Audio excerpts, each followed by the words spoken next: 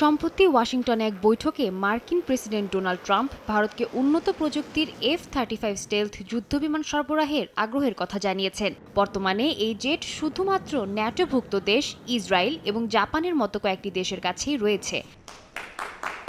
তবে ট্রাম্পের এমন আগ্রহকে মোটেই ভালো চোখে দেখছে না ভারতের সঙ্গে বৈরী সম্পর্ক থাকা পাকিস্তান। ভারত পাকিস্তানের দোদুল্যমান সম্পর্কে এটি বড় ধরনের পরিবর্তন আনবে বলে মনে করছে পাকিস্তান প্রশাসন। একই সঙ্গে দেশটি আশঙ্কা প্রকাশ করেছে এই অস্ত্র বিক্রি দক্ষিণ এশিয়ার সামরিক শক্তির ভারসাম্য নষ্ট করতে পারে।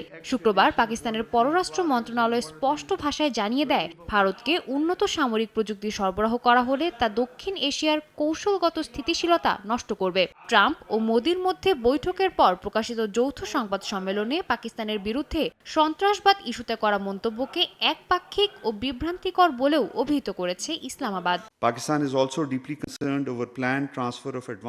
এ ধরনের অস্ত্র হস্তান্তর এই অঞ্চলের কৌশলগত স্থিতিশীলতাকে বিপন্ন করতে পারে এবং দীর্ঘমেয়াদে শান্তি প্রতিষ্ঠার পথে বাধা হয়ে দাঁড়াতে পারে। আমরা আমাদের আন্তর্জাতিক অংশীদারকে অনুরোধ জানাচ্ছি যাতে তারা দক্ষিণ এশিয়ার শান্তি ও নিরাপত্তার বিষয়গুলোকে বস্তুনিষ্ঠভাবে যাচাই করে এবং একতরফা অবস্থান থেকে দূরে থাকে।